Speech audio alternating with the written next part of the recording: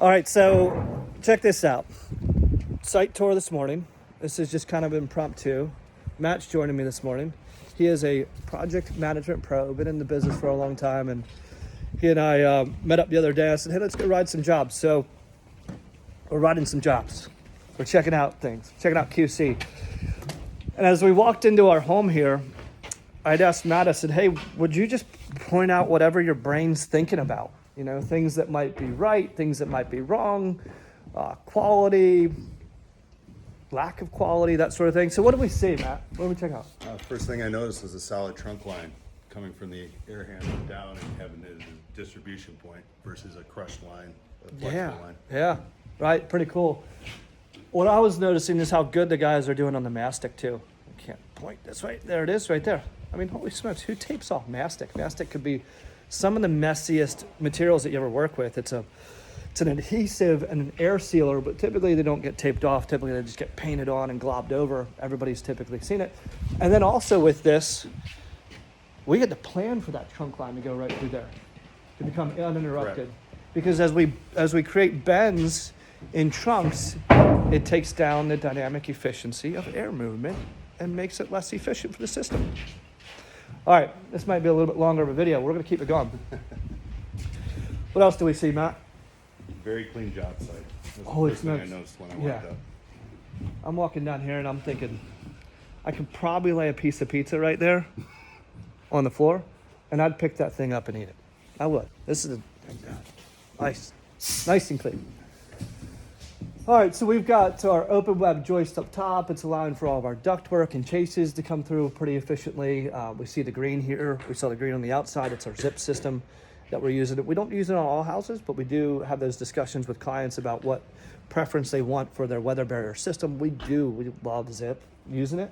Certainly in Charleston, we've got different distributors and products that we use quite often, and it's also heavily architect driven too. So where we can, we'll be using it.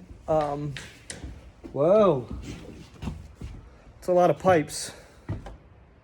There's a lot of pipes. You know what that's for? Well, you've got HVAC, your drain lines for your HVAC.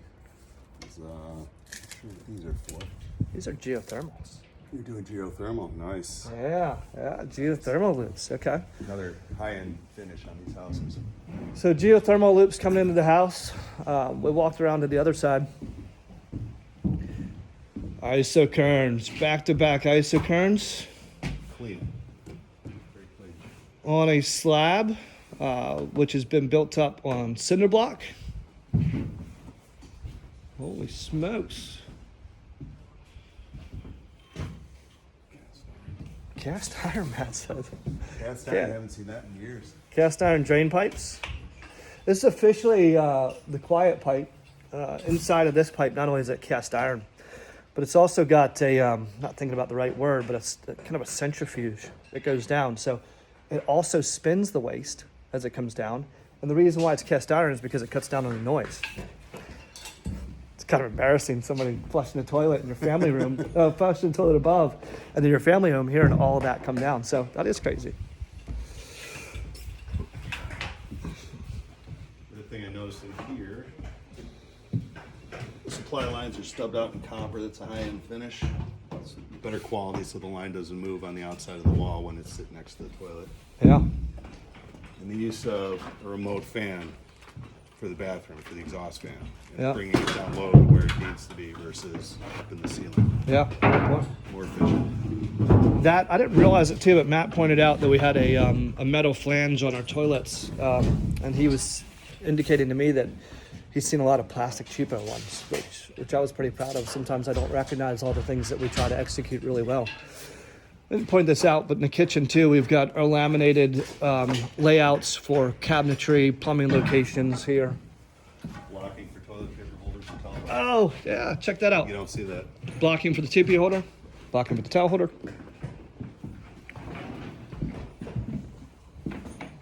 Very important because what comes out of the wall in every house, toilet paper holder.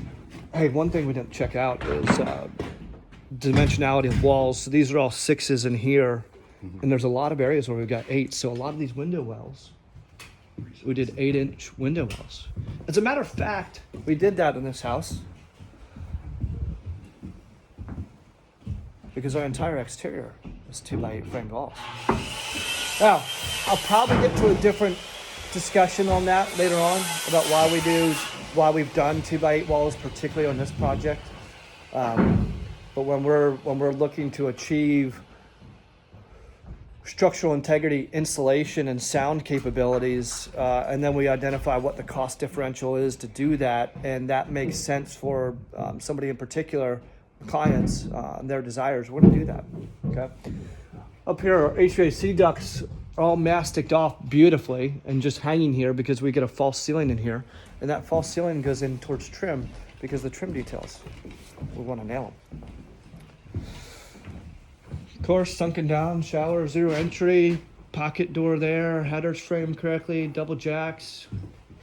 All the plumbing's good, cut sheets. All of our remote exhaust vents. Blocking where it belongs. Blocking where it belongs. Check that out.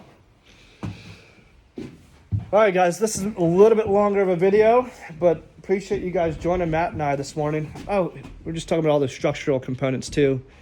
Insulated pipes in between the walls, properly fire blocked.